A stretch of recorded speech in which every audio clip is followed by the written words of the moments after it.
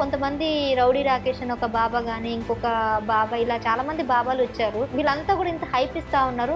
అసలు వీళ్ళు మాట్లాడేవి నిజంగానే ధర్మబద్ధమైన వ్యాఖ్యలంటారా? మతము ఒక వ్యక్తిగతమైన నమ్మకం కింద ఉన్నంత కాలం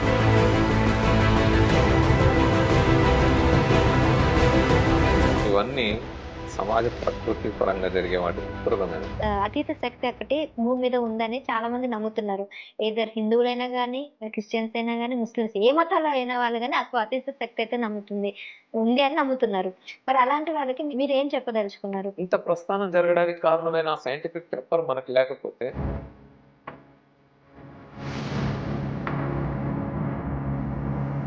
ఎవరైనా సరే మీరు ఏ శక్తులైనా ప్రయోగించదలుచుకుంటే ప్రయోగించండి. ఓపెన్ లైవ్ లో ఛాలెంజ్ చేస్తున్నాం, వచ్చి వాళ్ళని చేయమనండి. ఎవరైనా ప్రయత్నించాలి. నమస్కారం. నేను శాస్త్ర. Welcome to our channel. So, రోజు చూస్తా ఉన్నాము హిందూ ధర్మంకి సంబంధించి హిందువుల మనోభావాలు దెబ్బతినేసాగా కార్యక్రమాలన్నీ గూడా జరుగుతున్నాయి ప్రతిరోజు అని అంటున్నారు. అంతేకాకుండా సనాతన ధర్మం పేరు చెప్పి రకరకాల మంది బాబాలు, అఘోరాలు వీళ్ళంతా గూడా రావడం జరుగుతా ఉంది. సో, వీటన్నిటి గురించి మాట్లాడడానికి మనతో పాటు ఉన్నారు విజ్ఞాన దర్శిని అధ్యక్షులు రమేష్ గారు. సో, ఆయనతో మాట్లాడదాం దీని గురించి పూర్తి వివరాలంతా గూడా. నమస్తే సార్. నమస్తే అండి. సార్, చూస్తే ఉన్నారు గత కొన్ని రోజుల నుంచి ఈ అఘోరా ఒకతను తెగ వైరల్ అయిపోతున్నారు. ముత్యాలమ్మ టెంపుల్‌లో జరిగిన ఇన్సిడెంట్ గురించి బాధపడిపోయి వచ్చానని చెప్తా ఉన్నారు. ఆయన మీద కొన్ని వివాదమైనటువంటి వ్యాఖ్యలు గూడా కొంతమంది ఆరోపిస్తున్నారు. అతను ట్రాన్స్‌జెండర్ అని కావాలని పాపులర్ అవ్వడానికి ఇలా వచ్చానని చెప్తా ఉన్నారు కొన్ని టీవీ ఛానెల్స్. ఇంతకుముందు గూడా కొంతమంది రౌడీ రాకేష్ అని ఒక బాబా గాని, ఇంకొక బాబా ఇలా చాలా మంది బాబాలొచ్చారు. మేము ఇది చేస్తాం, అది చేస్తాం అంటున్నారు. మరోవైపు హిందూ ధర్మం గురించి వీళ్ళంతా గూడా ఇంత హైప్ ఇస్తా ఉన్నారు. అసలు వీళ్ళు మాట్లాడేవి నిజంగానే ధర్మబద్ధమైన వ్యాఖ్యలంటారా? అంటే హిందూ ధర్మం అనే కాదు, హ్మ్. ఇది అన్ని మతాల్లో ఇలాంటి భావాలు, స్వాములు రకరకాల పేర్లతో బయలుదేరుతున్నారు. అంటే వాళ్ళ దగ్గర ఏదో అతీత శక్తులు ఉన్నాయని చెప్పుకోవడానికి. ఇప్పుడు చెప్తారు కదా, కుంటివారు నడిచెదరు, గుడ్డివారు చూచెదరు, మగవారు మాట్లాడెదరు అని. కల్వరి ఆయిల్ ఇస్తే చాలు ఎయిడ్స్ తగ్గుతుంది, క్యాన్సర్ తగ్గుతుంది, ఆఖరికి చచ్చిపోయిన శవం నోట్లో కూడా ఆయిల్ సుక్కలేస్తే లేచి బతికొస్తుంది అని చెప్పేవాళ్ళు. అంటే మతము ఒక వ్యక్తిగతమైన నమ్మకం కింద ఉన్నంత కాలం అది వ్యక్తులకు పరిమితమై ఉంటుంది, లేదా ఆయా సంస్థలు మతపరమైన సంస్థలకు పరిమితమై ఉంటుంది.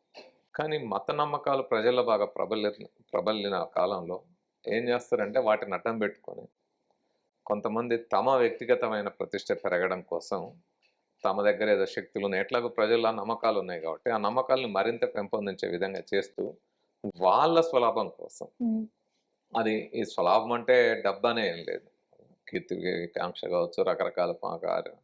సో వాళ్ళకి ఏవైతే స్వలాభాలు ఉన్నాయో వాటి కోసమే ఇలాంటి హైప్ క్రియేట్ చేసుకునే కార్యక్రమాలు చేస్తారు. సో అది మనం చూస్తూ ఉంటాం. ఇప్పుడు నేను చెప్పినట్టు లేచి ఎగిరియడం కానీ, లేకపోతే దయ్యం పట్టింది సైతాన్ని వదిలిస్తామని దర్గాల్లో కొరడాలతో కొట్టడము, ఇట్లాంటివి జరుగుతూ ఉంటాయి. అంటే ఒక అసహజమైన మానవులకు ఉండే సహజమైన లక్షణాలు కాకుండా అసహజమైన లక్షణాలు వాళ్ళ దగ్గర ఏదో ఉన్నాయని, అంటే ఒక అతీతమైన శక్తులు ఉన్నాయని ఇలా ప్రచారం చేసుకునే వాళ్ళు ఉంటారు. సో అందులో ఇప్పుడు కొత్తగా ఈ అఘోరి అనే పేరుతో అఘోరిగా తిరుగుతున్న ఆమె ఆమె ఆయన ఏదనాలో ట్రాన్స్జెండర్ సంబోధించాలో గూడా తెలియట్లేదు. ఏదో శ్రీనివాస్ అని కూడా ఒక పేరు అంటే అంతకుముందు కావాలా అని వస్తా ఉన్నాయి రకరకాలు. సో ఇట్లా రకరకాల వాళ్ళు వస్తూ ఉంటారు. ఒక్కోసారి ఒక్కొక్క మతంలో ఇంకా ఆయా ప్రాంతాల్లో వస్తారు. ఇలాంటి విషయాల గురించి ఆ మతంలో ఉన్న వాళ్ళే వాళ్ళ గురించి ఖండించే ప్రయత్నం చేయాలి. ఎందుకంటే వాళ్ళ మతానికి దెబ్బ తగులుతుంది. ఏ మతం అయినా సరే ఆ మతానికి వాళ్ళ వల్ల దెబ్బ తగులుతుంది. సో వాళ్ళు ముందు బయటకు వచ్చి ఖండించే ప్రయత్నం చేయాలి. వాళ్ళ ప్రయత్నం చేయరు. ఎందుకంటే ప్రజలు నమ్మకాల్లో ఉన్నప్పుడు మాత్రమే, ఇలాంటి మూఢనమ్మకాల్లో వాళ్ళు మునిగిపోతేనే వాళ్ళకు కూడా ప్రయోజనం నెరవేరుతుంది. కాబట్టి ఎవరు కూడా దాని గురించి మాట్లాడే పరిస్థితి కూడా ఉండదు. ప్రజలు మోసపోతున్నా, ప్రజలు ఇబ్బందుల పాలవుతున్నా, ప్రజలు కష్టాల పాలవుతున్నా వాటిని పట్టించుకోరు. ఎక్కడో ఒక దగ్గర మరీ బాగా పెద్ద ఎత్తున బయటకు వచ్చిన తర్వాత వస్తారు ఈ మధ్య. సో అట్లాంటివి జరుగుతూ ఉంటాయి. ఇప్పుడు మనం చూస్తే క్రిస్టియన్ మతంలో నన్స్ అని ఉంటారు, పెళ్లి చేసుకోకుంటుంటారు. ఇది ఒక అసహజమైన ప్రక్రియ కదా. జీవ పరిణామంలో ఒక సృష్టి అంటే ఖచ్చితంగా ముందుకు వెళ్ళాలి గాని ఆగిపోకూడదు. జీవ పరిణామం అనేది వచ్చిన తర్వాత జీవ పరిణామ క్రమంలో ఒక జీవి ఇంకో జీవి సంభోగం జరిగి ఇంకో కొత్త జీవి పుట్టినప్పుడే కదా ఆ జీవి యొక్క మనుగడ సాధ్యమవుతుంది. హ్మ్. లేకుండా మనం ఆపేసిన తర్వాత ఇంకా అసలు 450, 80 కోట్ల సంవత్సరాల ఈ జీవ పరిణామంలో ఒక ఉన్నతమైన జీవిగా హోమోసేపియన్స్ అనే జాతి మనిషి వచ్చిన తర్వాత ఈ మనిషి జీవనం ముందుకు సాగాలి అంటే సహజమైన ప్రక్రియ ఉంటది గానీ మీరు అన్ని ఆపేసుకొని నేను సన్యాసిగా ఉంటా, బ్రహ్మచారిగా ఉంటా, లేదా నన్స్‌గా మారిపోతా, లేదా ఇంకోటి అనిపోయి మారిందనుకోండి. హ్మ్. అంటే అసలు జాతి ఇంకా పురోగమనం ఉండదు గదా! ఇక్కడే ఆగిపోతది గదా! హ్మ్. ఇంకా తర్వాత మనమేమి డైనోసార్ లాగా ఎక్స్‌టింక్షన్ జాతి అయిపోతది కదా! కాబట్టి ఆ అసహజమైన అంశాలు మానవ ప్రకృతికి, నైజానికే విరుద్ధంగా ఉంటాయి. ఇక్కడ ఇంకా అతీతమైనదేందంటే మనం ఇప్పుడు మాట్లాడే అఘోరి హ్మ్. అంశానికొస్తే. ఆ అఘోరి ప్రక్రియ అనేది మన తెలుగు సమాజంలో చాలా పెద్ద ఎత్తున ఆంధ్రప్రదేశ్‌లో గాని, తెలంగాణలో గాని అది ప్రబలడానికి కారణం మీరు చూస్తే 'అరుంధతి' సినిమా. ఈ సినిమాలు లేనిపోని భయాలు జనంలో క్రియేట్ చేస్తాయి. అంటే ఆయనేదో ఉంటాడు. ఎన్నేళ్ళు అందులో ఆత్మను బంధించినా తిరిగి మళ్ళీ అఘోరి అయి తిరిగొస్తాడు. ఏదైనా సాధిస్తాడు. అంటే అఘోరి అనే వాళ్ళకి ఏవో అతీతమైన లక్షణాలుంటాయి. హ్మ్. అసలు అని అఘోరి అనే పదం గాని, అఘోరి అనే వ్యక్తి ఉంటాడని 'అరుంధతి' తర్వాతనే జనాలకు చాలా మందికి బాగా తెలిసింది. పాపులర్ అయింది. అంతకుముందు ఏదో అసలు తెలీదు. కొద్దిమంది మనలాంటోళ్ళు ఇట్లా దీని గురించి బాగా ఆలోచించే వాళ్ళకి తప్ప మామూలు జనానికైతే తెలియదది. మీరన్నట్టు ఆ సినిమా తర్వాత అది బాగా పాపులర్ అయింది. ఇప్పుడు దాన్ని చాలామంది యూజ్ చేసుకున్నారు. వాళ్ళు ఒరిజినల్ అఘోరీగా అక్కడ ఉన్నారా? లేకపోతే ఇంకేంటిదనేది ఒకటి. అసలు అఘోరి అవి ఏంటి ఆ పరిస్థితి?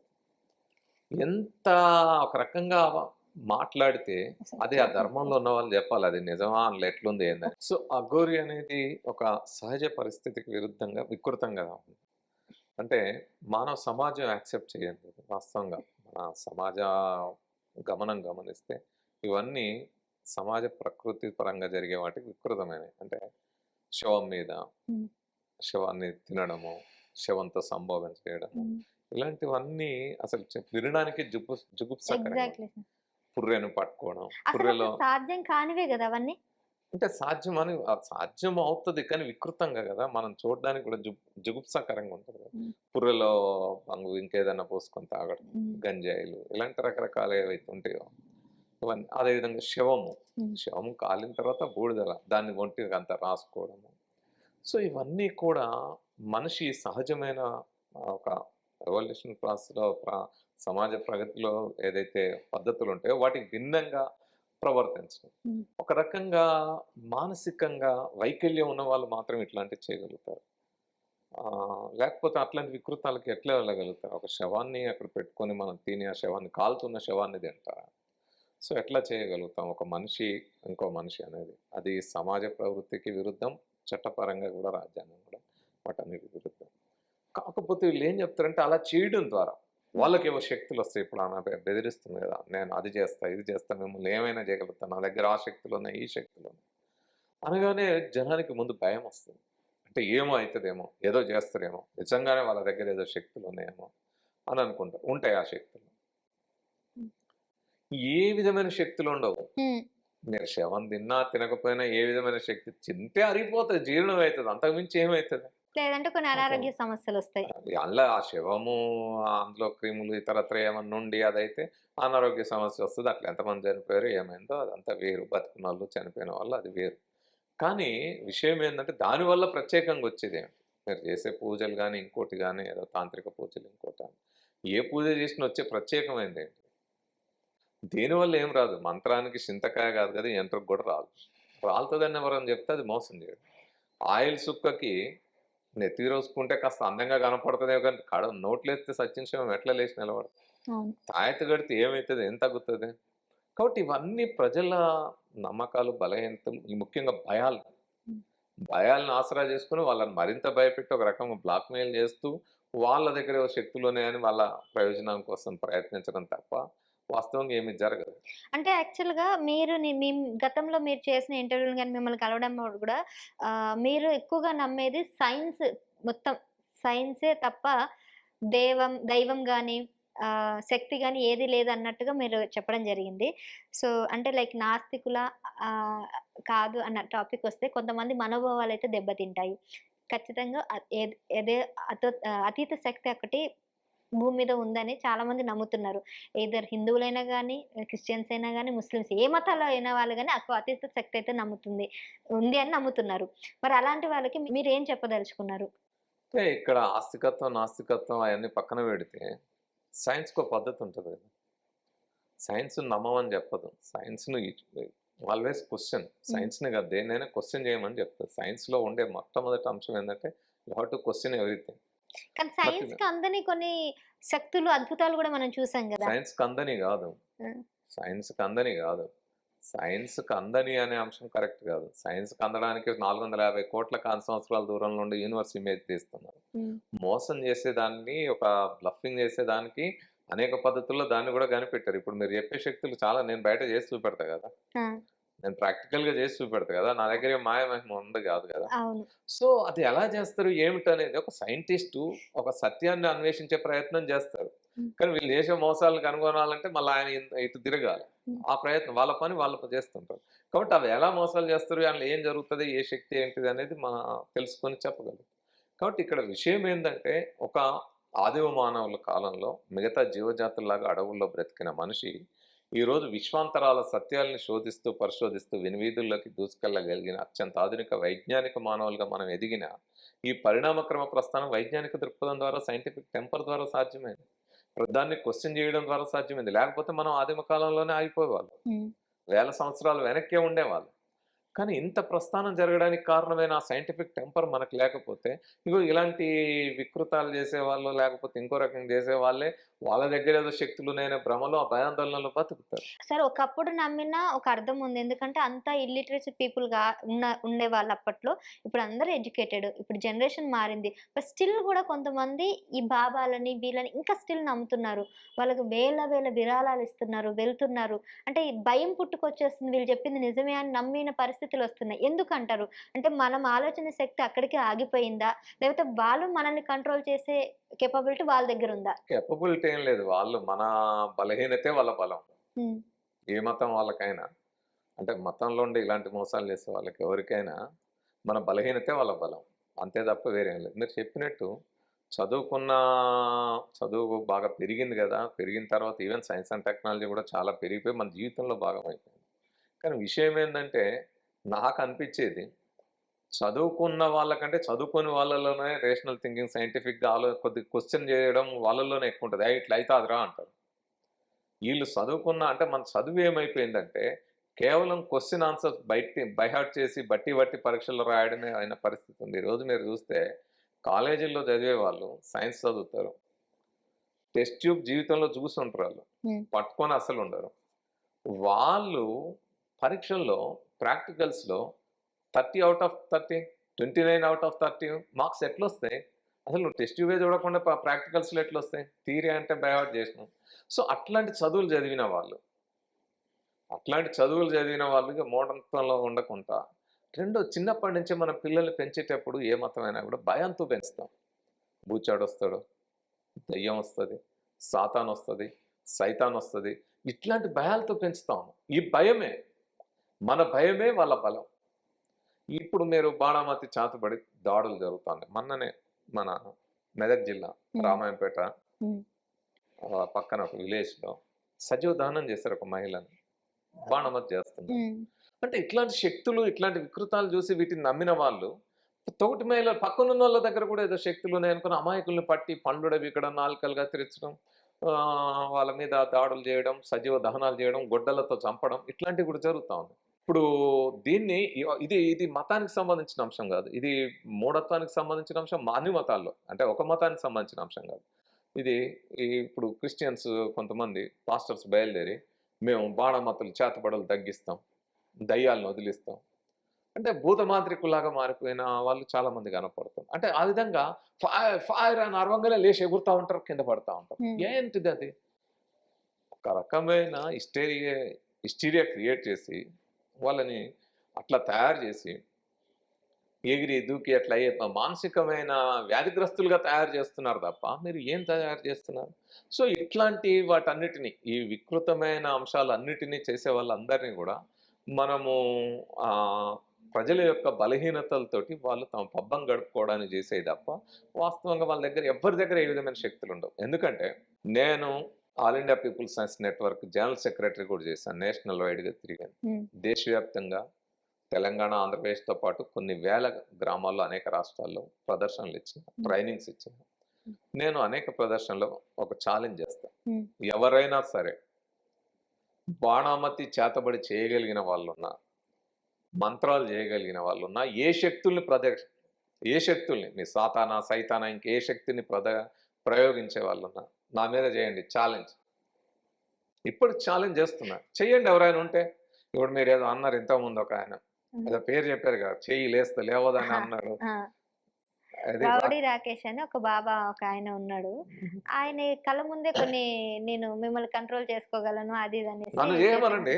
నేను ఈ ఛాలెంజ్ దాదాపు 3.5 దశాబ్దాల నుంచి నేను ఈ ఛాలెంజ్ చేస్తున్నా ప్రతి ఒక్కరిని. నన్ను కంట్రోల్ చేసుకోండి. ఇప్పుడు నేను మీ చేయి లేవకుండా చేస్తా అన్నారు కదా, నా మీద నేను చేస్తున్నా, ఛాలెంజ్ చేయండి. ఇప్పుడు నేను మాట్లాడకుండా నా నోరు కట్టేయండి. అది సాధ్యమవుతుందా? ఎవరు చేయగలుగుతారో వాళ్ళని రమ్మనండి.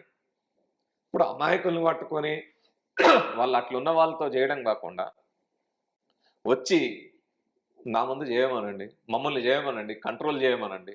లేదా మా చేతులు కట్టేస్తారో కట్టేయమనండి, నడవకుండా కాళ్ళు కట్టేస్తారో కట్టేయమనండి, మాట్లాడకుండా మా నోరు కట్టేస్తారేమో కట్టేయమనండి. ఛాలెంజ్ కదా. నేను ఓపెన్ లైవ్ లో ఛాలెంజ్ చేస్తున్నా, వచ్చి వాళ్ళని చేయమనండి. ఎవరినైనా ఓపెన్ ఛాలెంజ్, ఎవరైనా సరే మీరు ఏ శక్తులైనా ప్రయోగించదలుచుకుంటే ప్రయోగించండి. అట్లా అది సాధ్యమే కాదు. వాళ్ళ దగ్గర శక్తులు ఉన్నాయని అంటే మనం భయపడతాం కదా, అమ్మో ఈయన ఇంత గట్టిగా చెప్పినాను, ఈయన దగ్గర ఏది ఉంటుందో, ఆమె దగ్గర ఏది ఉంటుందో, వీళ్ళ దగ్గర ఏది ఉంటుందో. ఎవరినైనా మనం అట్లా ఛాలెంజ్ చేయొచ్చు. నా మీద ప్రయోగిస్తారా, చెయ్యండి. ఇప్పుడు ఒక ఆయన అంటాడు, నేను ఏంటది ఆయిల్ సుక్కలు వేస్తే క్యాన్సర్ తగ్గుతుంది. పోదాం మన ఎంజేఎం ఉంది కదా cancer hospital, Basavatarakam cancer hospital పోదాం, అక్కడ అందరికి వేయండి. అసలు హాస్పిటల్ ఎందుకండి, 100 కోట్లు గవర్నమెంట్కి ఎంత మిగులుతుంది?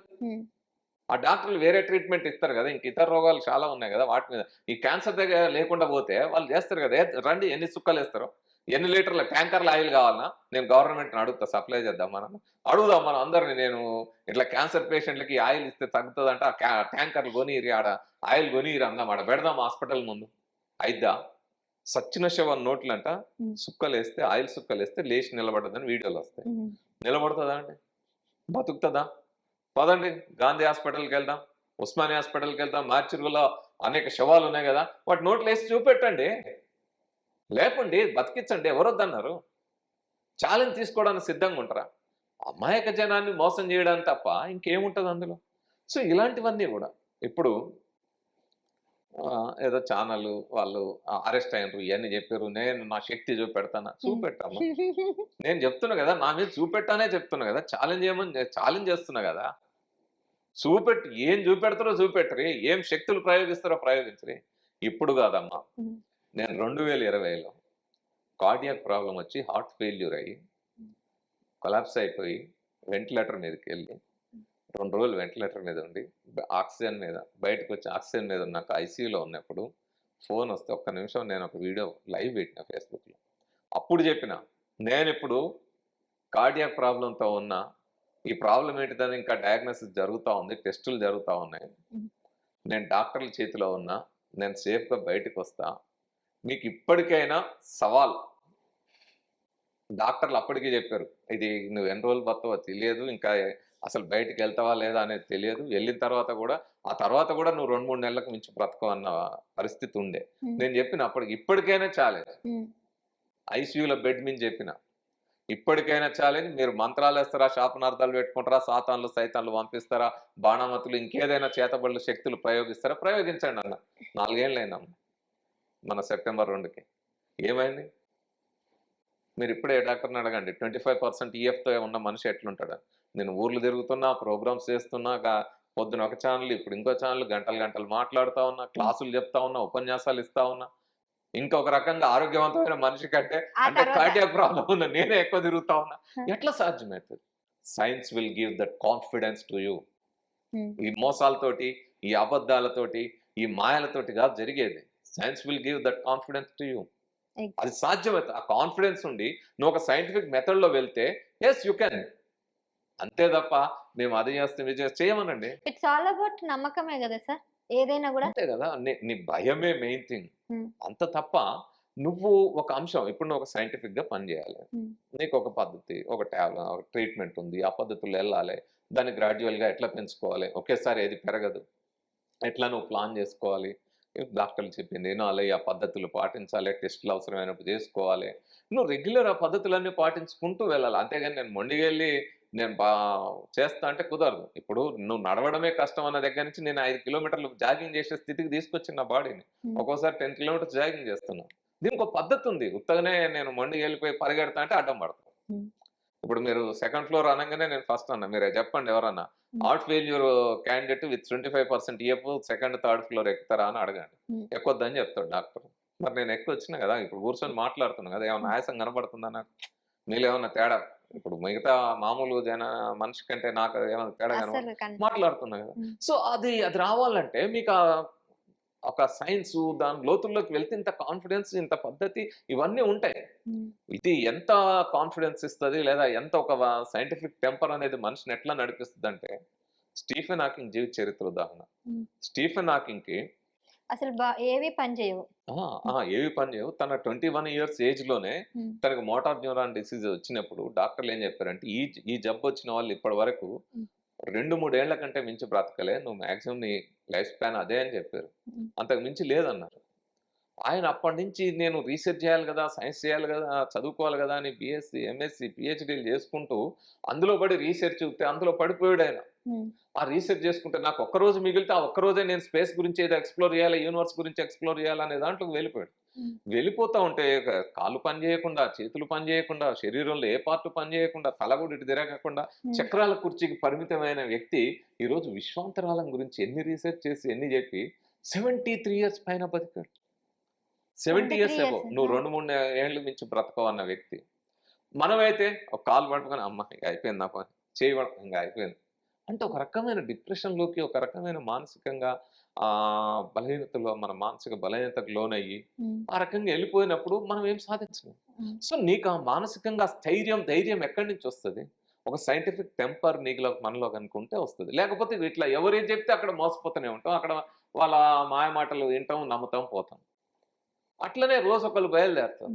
మీరు గతంలో కూడా ఇలాంటివి చూసే ఉన్నారు. ఈ 10 ఏళ్లలో మీకేమైనా తేడా కనిపించిందా సార్? 10 ఏళ్ల క్రితం పరిస్థితులు ఎలా ఉన్నాయి? ఇప్పుడు ఎలా ఉన్నాయి? ఏమైనా సమాజంలో ఇలాంటివి? అంటే తేడా ఉంది. తేడా ఉండడంలో ఒకవైపు ఏమో ఆలోచించే వాళ్ళు, ప్రశ్నించే వాళ్ళు పెరుగుతా ఉన్నారు. హ్మ్. మరొక వైపు నమ్మే వాళ్ళని ఇంకా మోసాలు చేసే వాళ్ళు పెరుగుతా ఉన్నారు. ఇప్పుడు మీడియా అనేది డెవలప్ అయిన తర్వాత, హ్మ్. ఒక టెక్నాలజీ పెరిగింది. మీడియా కూడా చాలా పద్ధతుల్లో వచ్చింది. ఒకప్పుడు దూరదర్శనే ఉండేది. అసలు దూరదర్శన్ లేని కాలం ఉండేది. తర్వాత దూరదర్శన్ వచ్చింది. ఇంకా తర్వాత ఇతర ఛానల్స్ వచ్చినాయి. హ్మ్. శాటిలైట్ ఛానల్స్ వచ్చినాయి. ఇప్పుడు యూట్యూబ్ వచ్చింది. మీడియా వచ్చింది. ఇవన్నీ పెరిగిన తర్వాత ఈ ఈ సైన్స్ అండ్ టెక్నాలజీ ఏమో ప్రజల్లో సైంటిఫిక్ టెంపర్ పెంపొందిస్తూ మానవ ప్రగతి, హ్యూమన్ డెవలప్మెంట్, హ్యూమన్ ప్రోగ్రెస్ ఎట్లా జరగాలనేదేమో ఆలోచిస్తూ ఉంటే, దీన్ని యూజ్ చేసుకొని ప్రజల్ని ఎట్లా మోసం చేయాలనేది బాగా పెరిగిపోయింది. యూట్యూబ్ తెరిస్తే చాలు ఏమంటారు వశీకరణ విద్య. ఈ మధ్య నా దగ్గరికి చాలా కేసులు వస్తాయి. ఏంటిది అది? ఒక అమ్మాయి, అబ్బాయి ఈ సినిమాలు ఈ ప్రభావంతో అంతా ప్రేమలో పడిపోతాం. ప్రేమ అంటే వాళ్ళకి అసలు ప్రేమ యొక్క అర్థమే తెలియదు. ఏదో వ్యామోహం, ఆకర్షణ చూసి ఒక అమ్మాయి, అబ్బాయి ఆకర్షణ పడితే అది ప్రేమ అనుకుంటారు. ప్రేమ అనేది ఏం తెలియాలంటే భగత్ సింగ్ జీవిత చరిత్ర చదివితే తెలుస్తుంది. భగత్ సింగ్, సుఖ్దేవ్కి మధ్యలో కన్వర్జేషన్ జరుగుతుంది. నువ్వు ఒక అమ్మాయిని ప్రేమించి ఇట్లా అయినావు కదా, అందుకే కదా అని ఒక జరిగినప్పుడు భగత్ సింగ్ చెప్తాడు వాట్ ఈస్ ప్రేమ. హ్మ్. అక్కడ చెప్తాడు అనమాట, ఒక మనిషి యొక్క వ్యక్తిత్వాన్ని పెంపొందించేది ప్రేమ అంటాడు. ఒక ఇద్దరు కలవడం ద్వారా అక్కడ ఆ వ్యక్తిత్వం, ఇద్దరి వ్యక్తిత్వాలు వికసించాలి. అదేవిధంగా సమాజ ప్రగతికి తోడ్పడాలి. అట్లా ఉండే అది వేరు. ఇవాళ ఒకళ్ళనొకళ్ళు అనుకుంటున్నారు. అనుకున్నాక ఏమైతుంది? మొన్ననే రీసెంట్గా ఒక ఇన్సిడెంట్, నాకు ఫోన్ వచ్చింది. ఒక అమ్మాయి, హ్మ్. సార్ ఇట్లా నేను ఒక అబ్బాయిని ప్రేమిస్తున్నాను. సరే ప్రేమిస్తాను, మేము కొద్ది రోజులు బాగానే ఉన్నాం సార్. ఈ మధ్య అబ్బాయికి ఒక ఉద్యోగం, వేరే ఉద్యోగంలోకి మారాడు. అక్కడ వర్క్ స్ట్రెస్ బాగా, దాంతో ఆ అబ్బాయి చాలా బిజీ అయిపోయి ఈమెతో మాట్లాడేది కొద్దిగా తగ్గింది. హ్మ్. ఇప్పుడు ఈ అమ్మాయి ఏమనుకుంటుంది? ఈలోపు పక్కన ఉన్నోళ్ళు, ఏంది ఈ మధ్య రావట్లేడు, ఫోన్ చేయట్లేడు, మాట్లాడతలేడు, ఇంకొక ఆమె ఆ అమ్మాయి మట్టి బాగా తిరుగుతాడు అని ఈ అమ్మాయిలో అనుమానం మొదలై నా మీద ఏమైనా ప్రేమ తగ్గిందేమో. హ్మ్. ఇది అమ్మాయిల్లో అబ్బాయిల్లో ఇది బాగా పెరుగుతుంది. ఇప్పుడు ఏం చేయాలి? ప్రేమ తగ్గిందన్నా లేకపోతే ఆయన ప్రేమించట్లేడు ఏమో ప్రేమించట్లేదన్నా ఏమంటే యూట్యూబ్ ఓపెన్ చేయడం కదా, యూట్యూబ్లో వశీకరణ అని వీడియోలు వస్తాయి. ఈ వీడియోలు చూసి వశీకరణ నెంబర్స్ తీసుకొని ఏం చేస్తున్నారు, వాళ్ళకి ఫోన్ చేస్తారు. ఫోన్ చేయగానే ఆయన 3,000 రూపాయలు మీరు మనకు ఫోన్ పే కొట్టగానే పూజ చేస్తా అది చేస్తా అన్నాడు. మొదలైంది. ఇక్కడి నుంచి ఎక్కడికి పోయింది, ఫోన్ పేల దగ్గర పోయి 3,000 ఇచ్చిన తర్వాత ఇది జరగట్లేదు, మళ్ళీ ఒక నెల అయితే అట్లా కాదండి కొంచెం పెద్ద పూజ చేయాలి 30,000 అన్నాడంట. 30,000 పూజ పెట్టి 30,000 అక్కడ ఇక్కడ తెచ్చింది, అప్పు తెచ్చి ఇచ్చింది, 30,000 పూజ అయిపోయింది. ఇప్పుడు ఏమంటాడు, 30,000 అయిపోయినాక ఇంకా ఏం మార్పు రాలేదు, ఏంది అది ఇది అనగానే సరే ఒక పూజ చేయాలి నువ్వు రామ్మా అన్నాడంట. ఏంది ఏదో పూజ చేసిండు అది ఇది చేసి ఓ నిమ్మకాయ ఇచ్చింది, మొత్తం పసుపు దారం చుట్టమన్నాడు. పసుపు దారం అంతా నిమ్మకాయ చుట్టు నుండి ఇంత ఉండయింది, దాన్ని తీసుకున్నాడు ఇట్లా ఇట్లా అన్నాడు, పూజ చేసిండు. నిమ్మకాయ ఆ పసుపు దారం చుట్టిన నిమ్మకాయ ఆమెకి ఇచ్చింది. నువ్వు ఇంటికెళ్ళి ఇది ఎవరికి ఇయ్యకు, నీ దగ్గర అట్లా పెట్టుకో గట్టిగా, పోయి ఇంట్లో ఒక కుండ కానీ ఒక బిందె కానీ తీసుకొని అందులో నిండా నీళ్లు నింపి ఈ నిమ్మకాయలో పెట్టి దాని మీద మూత పెట్టి బరువు పెట్టి ఒక రూమ్లో పెట్టి తలుపు పెట్టు, తాళమే, ఎవరిని పోనీయను. ఒకవేళ పోతే నువ్వే ఆ రూమ్లో పోయి పండుకుంటే పడుకో కాపలా, కానీ ఎవ్వరు వేరే వాళ్ళు రావద్దు, ఎవరికి తెలియవద్దు, తాళం వేసి అట్లా పెట్టు. రాత్రి పొద్దున్నే లేచి దండం పెట్టుకొని నేను మంత్రం చెప్తా చదువుకుంటా, అందులో ఆ నీళ్ళలో ఉన్న నిమ్మకాయ మళ్ళీ పొద్దున్నే తీసుకొని రా, నా దగ్గరికి తీసుకొస్తే అప్పుడు దాంతో పూజ చేస్తాను. ఈ అమ్మాయి అంతా చేసింది, నైట్ నిమ్మకాయ అందులో పెట్టింది, అయిపోయింది, పడుకుంది. తెల్లారు లేచి ఆ చెయ్యి అందులో పెట్టి నిమ్మకాయ తీద్దాం అన్నట్టు తీస్తూ దారాలు వస్తున్నాయి, అలా నిమ్మకాయ లేదు. ఓ తాయెత్తి వెళ్ళింది, ఇంకోటి ఏదో వెళ్ళింది, ఏం లేదు, ఏమైపోయింది, షాక్. నేను రాత్రి ఇంతలా ఉన్న నిమ్మకాయ ఇట్లా పెట్టింది, అలా పెట్టినా తీస్తే ఇట్లా అయిపోయింది, ఏమైందని ఆయనకు ఫోన్ చేసింది. స్వామి ఇట్లా అయిపోయిందని. వామ్మో అది ఏందనుకున్నావు, పెద్ద శక్తి అది, మొత్తం నిమ్మకాయని మింగింది, ఆ శక్తి నిన్ను మింగుతుంది, నన్ను మింగుతుంది, నువ్వు ప్రేమించాయని మింగుతుంది, ఇదంతా అయింది, దీనికి ఒక పెద్ద పూజ చేయాలి, అది చేయాలి అంటే ఎంత అంటే 3 లక్షలు. 3,000 కాస్త 30,000 అయింది, 30,000 కాస్త 3 లక్షలు 3 లక్షలు ఇప్పుడు ఈ అమ్మాయి ఏడదేవాలి. ఇప్పుడు ఎట్లాంటి పరిస్థితులు ఇరుక్కపోతున్నారంటే వీళ్ళు. ఇంకొకటి మీరు అన్నట్టు చదువుకున్న వాళ్ళే రీసెంట్ గా ఈ వశీకరణ అంటే గుర్తొచ్చింది. చదువుకున్న మా ఫ్రెండ్ ఒక అమ్మాయి బాయ్ ఫ్రెండ్ తో కొద్దిగా ఇష్యూ వచ్చి దూరం ఉన్నాడనేసి ఇప్పుడు ఎట్లైనా తనని కంట్రోల్ చేసుకోవడానికి ఈ యూట్యూబ్ లో చూసి మరుగు ముందు ఏదో ఉంటది, మరుగు మందు ఆర్డర్ చేసి అది ఫుడ్ లో కలిపి వాళ్ళకి ఇవ్వడం, లేకపోతే కాళ్ళ చెప్పులకి, హెయిర్ కి, బట్టలకి అంటిచ్చేస్తే నీ చెప్పినట్టు తింటాడు, మీ భర్త గాని, నీ హస్బెండ్ గాని, నీ లవర్ గాని ఎవరైనా నీ వెనకే తిరుగుతారని నమ్మింది. అవన్నీ తీసుకొచ్చి చేస్తే ఫుడ్ పాయిజన్. ఇప్పుడు అదే అట్లా వాళ్ళ ఆరోగ్యం పాడైతుంది, అనవసరంగా డబ్బులు పోతాయి. అంతేకాదు ఇక్కడ ఇంకోటి జరుగుతాను. ఇప్పుడు ఏమైంది అట్లా చెప్పి ఇప్పుడు వీళ్ళు ఏమి ఇట్లా మోసపోయిన వాళ్ళు అమ్మ నాన్నకు చెప్పుకోలేరు, నేను ప్రేమించి ఇట్లా చేసినా అని అమ్మ నాన్నకు చెప్పలేరు, ఇంకొకళ్ళకి చెప్పలేరు, వాళ్ళ డబ్బులు పోతాయి. తర్వాత డబ్బులే కాదు, అబ్బాయిలు అయితేనే డబ్బులు పోతాయి, అమ్మాయిలు అయితే సెక్షువల్ ఎక్స్‌ప్లాయిటేషన్ కూడా జరుగుతుంది ఆ పేరుతో, బ్లాక్‌మెయిల్ చేస్తున్నారు. ఇప్పుడు ఇట్లా చేస్తే ఇది చెప్తాం, ఇది చేస్తాం, అది చేస్తాం అని తీసుకెళ్ళి ఈ పూజ ఆ పూజ అంటారు, రకరకాలు చేస్తున్నారు. సో అనేక నష్టాలు. ఎందుకు ఇవన్నీ? మరుగు మంది ఎవరైనా పెడితే అవుతుందా? అసలు అయితే నాకు ఈ తెలవకడుగుతా, మరుగు మందు అనేది నిజంగా అన్ని అబద్ధాలు, అన్ని అబద్ధాలే. ఇవన్నీ మోసాలే చెప్తున్నా కదా. నిజంగానే అవి ఉంటే అట్లా చేయగలిగితే చంద్రబాబుకు జగన్ పెట్టడా, జగన్కు చంద్రబాబు పెట్టడా, రేవంత్ రెడ్డి కేసీఆర్ పెట్టడా, కేసీఆర్కి రేవంత్ రెడ్డి పెట్టుకోరా, రాజకీయ వశీకరణ మంత్రాలు వేయించుకోరా. ఈ మరుగు క్లియర్ గా స్వామీజీ ఏం చెప్పారంటే ఈ మరుగు మందు కేవలం పార్ట్నర్ మధ్యనే జరుగుతది, అంటే మొగుడు పెళ్ళాలు లేకపోతే అట్లా జరుగుతుంది అని ఎవరికి ఏం జరగదు. ఈ పెద్ద మోసాలు మీరు చెప్పారు కదా, ఫుడ్ పాయిజన్ అవ్వడము, ఆరోగ్యం పాడవడం, లేనిపోని సమస్యలు తెచ్చుకోవడం తప్ప వాస్తవంగా ఏం జరగదు. దీనికి ఇంకా ఇక్కడ ఏం చేస్తారంటే ఊర్లలో ఇట్లాంటి వాళ్ళు, ఇప్పుడు ఇట్లాంటి వాళ్ళు మరుగు మందు పెట్టిన తగ్గిస్తామని కొంతమంది దగ్గర పోతారు. మరుగు మందు ఉంది పెట్టినరని అనుమానం ఉంది అంటే చూడు అని ఆయన ఏం చేస్తాడు, ఏదో ఒకటి ఇస్తాడు, కొంత ద్రవం ఏదో ఇస్తాడు, తాగితే వామిటింగ్ అవుతాను, ఆ కక్క పోసి ఇస్తాడు అంటారు అనమాట. కక్క పోసినప్పుడు అందులో నుంచి ఒక మాంసం ముక్కు, ఒక ఆమ్లెట్ ముక్కు ఏదో ఒకటి పడుతుంది. పడంగానే ఇగో ఇలా మాంసంలో పెట్టి ఇచ్చిండు, ఆ ఆమ్లెట్లో పెట్టింది ఆమె. ఇప్పుడు ఎక్కువ భాగం ఒకటి ప్రేమికులు, ఒకటి భార్యాభర్తలు, నీ భార్య పెట్టింది ఈయనకి అని ఆమె తీసుకెళ్తుంది కొడుకుని. ఆడికి తీసుకెళ్ళగానే ఏంటంటే అమ్మో ఆమె పెట్టింది మన అత్తగారింటి వేరేప్పుడు ఆడ తిని పెట్టిర్రు, అందుకే ఆమె కొంగు పట్టుకుంది. ఇక కక్కించడానికి ఇంకా ఈయనకు కొన్ని డబ్బులు ఇవ్వడం జరుగుతుంది. అసలు డబ్బులు ఇవ్వడము అక్కడ అది జరుగుతుంది. ఈ కక్క పోసి అనవసరమైన కడుపులో పోయి ఇదంతా కడుపు దేవి లేనిపోయిన కడుపుల సమస్య కదా. అంతే కదా, గ్యాస్ట్రిక్ ప్రాబ్లమ్స్ వచ్చి గ్యాస్ట్రాలజీకి మళ్ళీ డాక్టర్ దగ్గరికి పోవాల్సిన పరిస్థితులు వస్తాయి. సో ఇట్లా ఇవన్నీ అంటే మనలో ఉండే భయాలు, బలహీనతలు ఇవన్నీ ఆసరా చేసుకొని ఇట్లా రకరకాల వాళ్ళు రకరకాల మోసాలు చేస్తారు. దానికోసం వాళ్ళ దగ్గర ఏవో శక్తులు ఉన్నాయని నమ్మించే ప్రయత్నం చేస్తారు. ఇవన్నీ కూడా మోసాలే. హ్మ్. ఇప్పుడు ఎంత ఒక సభ్య సమాజంలో మామూలుగా నేను చూస్తున్న చాలా మంది మత పెద్దలు ఉంటారు.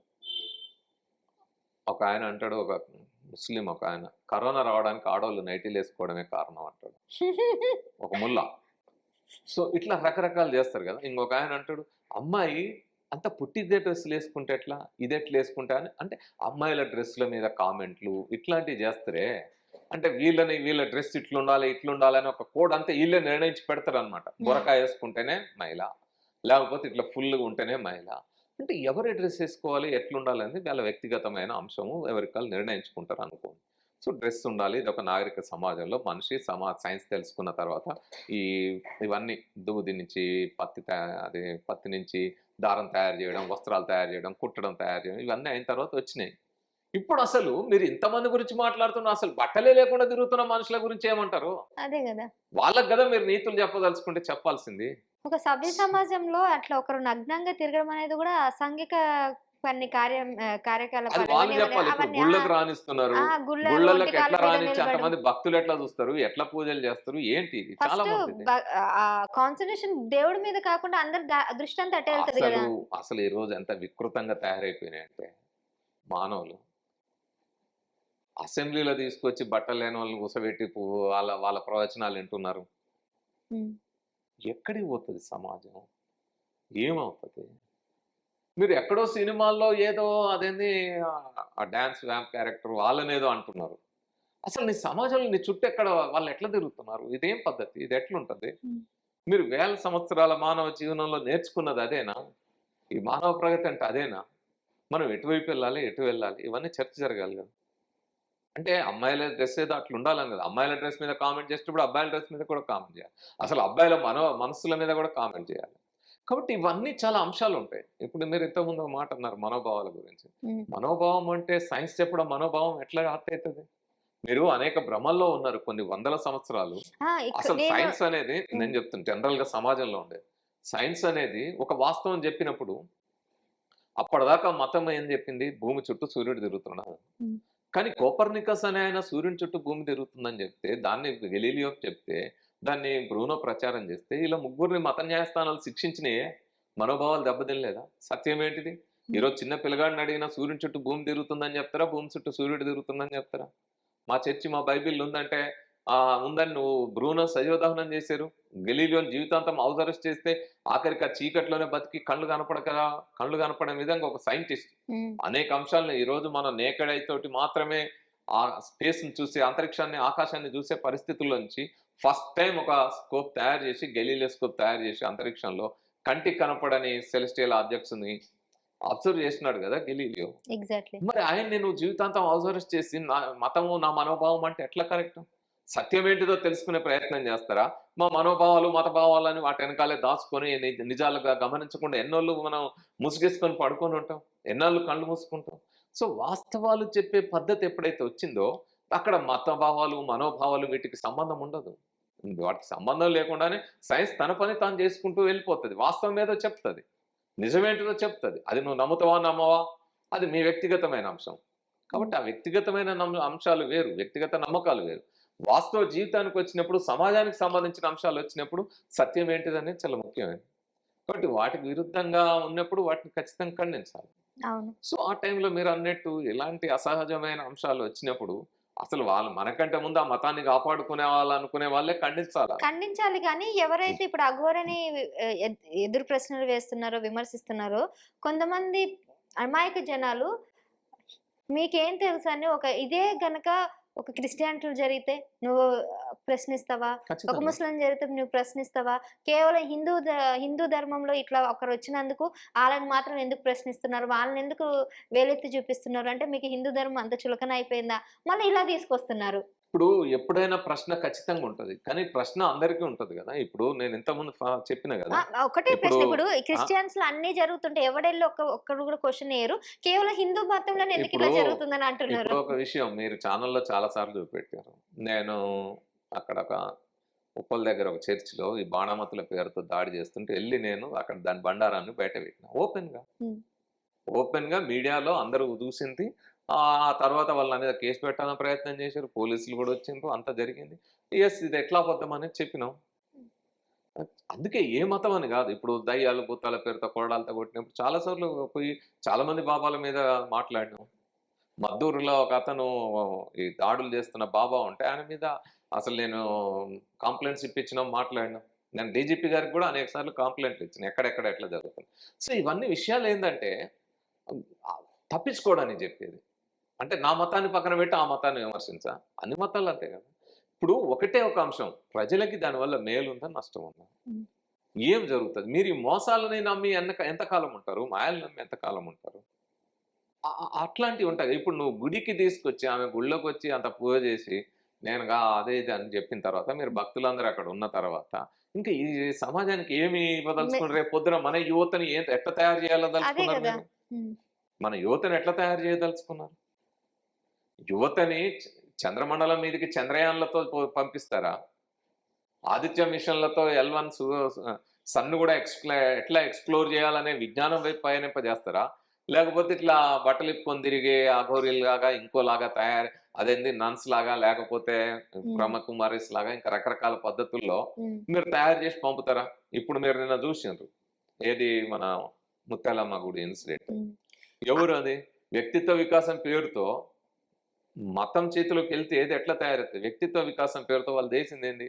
ఇతర మతాల మీద, నమ్మకం లేని వాళ్ళ మీద, ఎథిస్టుల మీద, నాస్తికుల మీద విద్వేషం రెచ్చగొట్టడమే వాళ్ళు చేసిన పని. దాని ఫలితమే ఆయన పోయి ఆ పని చేశాడు. ఉమ్, సో దీని వెనకాల ఏముంది? మీరు ఆ మనోభావాలు, మత భావాలను నమ్మితే అట్లాంటి వాళ్ళు తయారవుతారు కదా. సలీం లాంటి వాళ్ళు అవును. వాళ్ళే కదా తయారయ్యారు. ఇప్పుడు ఆ మతం అక్కడ తయారైతే ఈ మతంలో ఇంకొకరు తయారైతే ఇంకో మతంలో ఇంకొకరు తయారవుతారు. మీరు అబద్ధాల పునాదుల మీద ఉన్నంత కాలము, ఇట్లాంటివి ఉన్నంత కాలం ఇట్లనే జరుగుతుంది. నిజం తెలిసిన ఎవరు కూడా ఆ పని చేయరు కదా. ఇప్పుడు వాళ్ళని రెచ్చగొట్టినందుకు వాళ్ళు వచ్చి ఈ విధంగా దాడులు చేస్తున్నారని అంటారా? అంతే కదా, వాళ్ళు అందులో కూర్చొని రెచ్చగొట్టారు కదా. ఇప్పుడు వాళ్ళకి ఇప్పుడు ఒక్కొక్క మతంలో ఒక్కొక్క రకమైన వాళ్ళు ఉన్నారు. ఉమ్, వాళ్ళు రెచ్చగొడుతుంటారు కదా, వాళ్ళ బ్రెయిన్ వాష్ చేస్తుంటారు కదా. వాళ్ళు నిరంతరం మాట్లాడి వాళ్ళ బుర్రలోకి ఎక్కిస్తారు కదా. జిహాద్ అంటే ఇది అని ఒక ఆయన ఎక్కిస్తాడు, లేకపోతే ఇంకొక ఆయన ఏమో ఆ మతాలు వాళ్ళు అట్లా వీళ్ళిట్లా మనం ఆ మసీదు కొలగొట్టాలి, లేకపోతే ఇది తీసేయాలని ఇంకొక ఆయన ఎక్కిస్తాడు. ఇంకొక ఆయన ఏమో అసలు వీళ్ళందరూ వేస్ట్, మనదే అసలైన మతం, ప్రపంచవ్యాప్తమైన మతం మందే అని ఈయన ఇంకో విద్వేషం ఎక్కిస్తాడు. ఇవన్నీ విద్వేషాలు ఎక్కించిన తర్వాత ఈ విద్వేషం ఎక్కడికి తీసుకెళ్తుంది సమాజాన్ని? ఒక శాంతియుతమైన, ఒక మానవ ప్రగతి సాధ్యమైన సమాజం సాధ్యమవుతుందా? ఒక ఉన్నతమైన సామాజిక విలువలతో కూడిన సమాజం ఏర్పడుతుందా? లేదు కదా. ఇది దేశం విద్వేషాలే ప్రజ్వరిల్లుతాయి. అవి ఎప్పుడైతే ప్రజ్వరిల్లుతాయో సమాజంలో అశాంతి. సో ఇవన్నీ కూడా మనల్ని ఎటు తీసుకెళ్తాయి అనేది ఆలోచించాలి. కాబట్టి అసహజమైన ప్రవృత్తికి ఎటు పోకుండా ప్రతిదాన్ని ప్రశ్నించి ఇది నిజమా కాదు. అందుకే బుద్ధుడు 2500 ఏళ్ల క్రితం చెప్పాడమ్మా, 2.5 ఏళ్ల క్రితము ఉమ్, పవిత్ర గ్రంథాల్లో ఉందని గాని, మహా గ్రంథాల్లో ఉందని గాని, మహానుభావులు చెప్పారని గాని, నేను చెప్పింది కూడా మూఢంగా విశ్వసించకండి, ప్రతి దాన్ని ప్రశ్నించి శోధించి తార్కికంగా ఆలోచించి సత్యం ఏమిటో అన్వేషించండి అన్నాడు. సో మీకే మీరు సత్యాన్ని శోధించమని చెప్పాడు. సో ఆ విధంగా సత్యాన్ని శోధించాలి కదా, క్వశ్చన్ చేయాలి కదా ప్రతిదాన్ని. ఆ క్వశ్చన్ చేయడం, ప్రశ్నించే తత్వం పెరిగినప్పుడు ఇలాంటి వాళ్ళది తగ్గుతాయి. కాబట్టి అలాంటివి ప్రశ్నించే తత్వానికి మన మీడియా కూడా ఇక వాళ్ళు వచ్చిండ్రా వ్యూస్ పెరుగుతాయా, వాళ్ళు వెనకాల పడి ఇంటర్వ్యూలు చేస్తా ఉన్నారు. ఏం ఇంటర్వ్యూలు? అసలు మీరు ఒక సైంటిస్ట్ చేయగలుగుతారా? అదే పనికి మన ఇంటర్వ్యూ. ఇప్పుడు ఆయన దగ్గర కాబట్టి ఎవరు పడితే ఆడు పోయిర్రు. మీరు అన్నట్టు ఒక సైంటిస్ట్ దగ్గరికి వెళ్ళి ఇంటర్వ్యూ చేయగలుగుతారా? CCMB ఉంది మన పక్కనే, centre for cellular and molecular biology ఉంది తార్నాకలో. అందులో సెల్ బయాలజీ మీద చాలా రకాల జెనెటిక్స్, జీన్స్ లో కూడా చాలా రకమైన రీసెర్చ్ జరుగుతుంది. ఏం రీసెర్చ్ జరుగుతుంది, ఏం వస్తా ఉంది, ఈనాటి యువతకు అదిగా తెలియాలి, స్టూడెంట్స్కి అదిగా తెలియాలా? పోయి చేస్తారా? జనం చూడరండి, వ్యూస్ రావండి. అంటే వ్యూస్ కోసం మనం ఎట్లా దాని కింద కామెంట్, ఆమె శక్తులు ఏంది, ఆమెకు ఏమున్నాయి, ఆమెకు అది ఉంది, ఇది ఉంది, ఏ శక్తులు ఉన్నాయి చెప్పమనండి, ప్రూవ్ చేయమనండి. శక్తి ఉందని మీరు ఉత్తగానే మాట్లాడితే ఎట్లా? ప్రూవ్ చేయమనండి, చేయమని నేను నిలబడుతున్నా కదా, ఛాలెంజ్ చేస్తున్నాను కదా, చేయమనండి. చెప్తున్నా కదా, ఆ ఛాలెంజ్ కూడా with 25% EF heart failure person is challenging. చెప్పండి ఎట్లా, ఎవరు చేస్తారు, చేయమనండి. కాబట్టి ఇవన్నీ కూడా మన మన భయము మన భయాన్ని ఆసరా చేసుకునే చేసేవి తప్ప ఇంకోటి కాదు. ఇవి సమాజంలో నేను ఇంతకుముందు చెప్పినట్టు ఎందుకు ఇంత మనం నిలబడాల్సి వస్తుంది? అగో అట్లాంటి దాడులు జరుగుతా ఉన్నాయి. ఉమ్. బాణమతుల పేరుతో, చేతబళ్ళ పేరుతో, మంత్రాల పేరుతో, చిల్లంగి పేరుతో, మనిషి కోడని, సోది పెట్టిన రకరకాల పేర్లతో దాడులు జరుగుతా ఉన్నాయి. వీటికి అన్ని మతాలు దోహదం చేస్తా ఉన్నాయి. ఇదేదో ఒక మతాన్ని ఇప్పుడు ఆ బాణమతి రాగానే ఆ ఫకీర్ దగ్గరికి, ఆ దర్గా దగ్గరికి పోగానే ఆయన తాయెత్తు కడతాడు, లేకపోతే ఈ పూజ అదే అంటాడు, ఇది అంటాడు, ఇది చేయాలి అది చేయాలి అంటాడు, డబ్బులు పోతూనే ఉంది. ఈ మళ్ళా రెచ్చగొట్టి ఆడెవడో మంత్రం చేసిందంటే పోయి ఎవడన్నా కొట్టి చంపడం మొదలు. ఇంకో ఆయన పోతేనే నేను సాతాను వదిలిస్తాను, లేచి ఎగిరిస్తా అంటే దూకిస్తా అండి. సో ఇట్లా అందరూ అదే పని చేస్తున్నారు కదా. ఎవరన్నా అది కాదు, ఇగో ఇది వాస్తవం, ఇవేమి ఉండవు, మీరు భయపడొద్దు, మీరు ధైర్యంగా ఉండండి అని ఎవరన్నా చెప్తున్నారా? కనీసం ఆ దాడి జరిగిన వాళ్ళు ఏ మతం వాళ్ళు ఉన్నారు కదా, ఊకే మా మతం అని మా మనోభావాలని ఇక్కడ కూర్చునే బదులు ఎవరైతే సజీవ దహనానికి గురైనరో ఆ ఊరి పోయి మాట్లాడొచ్చు కదా. ఎవరైతే దాడికి గురైనరో అయ్యో ఈయన అమాయకుడు, మంత్రాలు లేవు, ఇవన్నీ సాధ్యం కాదు, ఎవరు బాణమతి చేతబడి చేయరని చెప్పరు కదా. చెప్పకపోతే ఇంకేమంటారు? టీవీలో కూర్చొని ఏయ్ తాంత్రిక శక్తులు ఉంటాయి, మేము చేస్తాం, చేయరి. ఎవరొద్దన్నారు మిమ్మల్ని? చెయ్యండి, ఆమె చెయ్యండి. కాబట్టి ఇట్లా ఈ చెప్పిన కదా, మన అమాయకత్వం, మన భయం, వాళ్ళ భయమే పెట్టుబడి, వీటన్నిటికీ వాళ్ళ దారి తీసేది. పెట్టుబడి, వాళ్ళకి పెట్టుబడి అదే, వాళ్ళ అవును. వ్యాపారాలకు పెట్టుబడి అదే. ఇప్పుడు మీరు చెప్పినట్టు సర్వసంగ పరిత్యాగులు అన్ని వదిలిపెట్టి శ్మశానాల్లో ఉంటారు. మీడియాతో ఏం పనండి? అదే కదా. వచ్చి మీడియాలో కూర్చొని గంటలు గంటలు ఇంటర్వ్యూలు ఎందుకు ఇస్తారు? Right sir. అది చెప్పాలి కదా. ఇప్పుడు సనాతన ధర్మం అంటారు. మరి సనాతన ధర్మం గురించి మాట్లాడే వాళ్ళు ఉన్నారు కదా. సనాతన ధర్మం అంటే అందరూ అట్లా తయారు కావాలన్నా? మాట్లాడే వాళ్ళు మాట్లాడుతున్నారు కదా. మీరేదో ఎక్కడో ఉండాల్సిన వాళ్ళు ఇక్కడికి ఎందుకు వచ్చారు అంటే దీని వెనకాల ఏ ప్రయోజనం ఉంది? ఎవరు పంపినరు? ఏం జరుగుతోంది? ఇవన్నీ కూడా ఉండాలి కదా. ఇప్పుడు మనం సలీంని ఎవరు పంపారని వెతకాలి కదా. ఆ. దాని వెనకాల ఏముందో వెతకాలి కదా. ఆ లోతుల్లో ఏముందో వెతకాలి కదా. పైనే చూస్తే సరిపోదు కదా. సో అట్లే ప్రధాని వెనకాల లోతుల్లోకి వెళ్ళి వెతకాలి కదా. ఏ మతమైనా వాళ్ళు ఎత్తుకోవాలి ముందు. నేనేమంటానంటే అసలు ఆ మూఢనమ్మకాలకు వ్యతిరేకంగా మనం మాట్లాడడం కాదు. నా మతాన్ని అంటావా అని రావడం కాదు. ఆ మతంలో ఉండే ఆ మత పెద్దలు వాళ్ళు వెళ్ళి వెతుక్కోవాలి, వాళ్ళు వెళ్ళి చెప్పాలా. దానికి వ్యతిరేకంగా వాళ్ళు పనిచేయాలి. ఎందుకంటే నష్టపోయేది మనం కాదు. అవును. సైంటిఫిక్ గా ఉండేవాళ్ళు, రేషనలిస్టులు ఎవరు ఈ బాణమతి పేరుతో వాళ్ళు ఎవరు పోయి డబ్బులు ఖర్చు పెట్టరు, వాళ్ళు ఎవరు ఏ విధమైన ఎక్స్‌ప్లాయిటేషన్ గురి కారు. గురయ్యేది మీ మతంలో ఉన్న వాళ్ళు. వాళ్ళని కాపాడుకోవాల్సిన బాధ్యత మీకు లేదా? మీకు రెస్పాన్సిబిలిటీ లేదా? ఎంతసేపు మోసం చేసే రెస్పాన్సిబిలిటీ ఉంటుందా? మాయ మాటలు చెప్పే రెస్పాన్సిబిలిటీ ఉంటుందా? ఈ రెస్పాన్సిబిలిటీ మీది కదా. మీ ప్రజల్ని, మీ మతంలో ఉన్న వాళ్ళని కాపాడుకోవాల్సింది మీరు కదా. ఎందుకు చేయరు ఆ పని? చెయ్యరు. చేయరు. ఎందుకంటే వాళ్ళ నమ్మకాలు వదిలిపెడితే మన చుట్టూ రారు కదా. మన దగ్గర మనల్ని పీఠంలో కూర్చోబెట్టరు కదా. మేమెందుకు చెప్తాం మా చుట్టూ రావద్దు? నేను అదే చెప్తా. నేను కూడా ఇప్పుడు ఇప్పటిదాకా రమేష్ చెప్పింది నమ్మకు, క్వశ్చన్ చేయి. నమ్మకం అనేదే పక్కన పెట్టు. ఏది నమ్మకం? You have to question everything. ఇది నిజమా? ఇట్లా జరుగుతుందా? ఇది సాధ్యమా కాదా? నీకే తెలిసిపోతుంది కదా నిజం. ప్రశ్న మానేసిన రోజు, మనిషి మెదడు ఆలోచించడం మానేసిన రోజు ఇగో ఇట్లాంటి వికృతాలుగా తయారవుతారు. వాళ్ళని నమ్మి అలా వెనకాల పడి జనం వేరే వాళ్ళలాగే వెళ్తారు. Thank you sir. చాలా విషయాలు అయితే మీ ద్వారా తెలుసుకోవడం జరిగింది. సో మనం ఎప్పుడైతే భయపడతామో, ఎప్పుడు గుడ్డిగా నమ్ముతామో ఇలాంటి వాళ్ళందరూ కూడా పుట్టుకొస్తా ఉంటారు. నువ్వు ఎప్పుడైతే ప్రశ్నించడం మొదలు పెడతావో అప్పుడు నీకు అసలు విషయాలు అయితే తెలుస్తాయి. Thank you so much sir. Okay.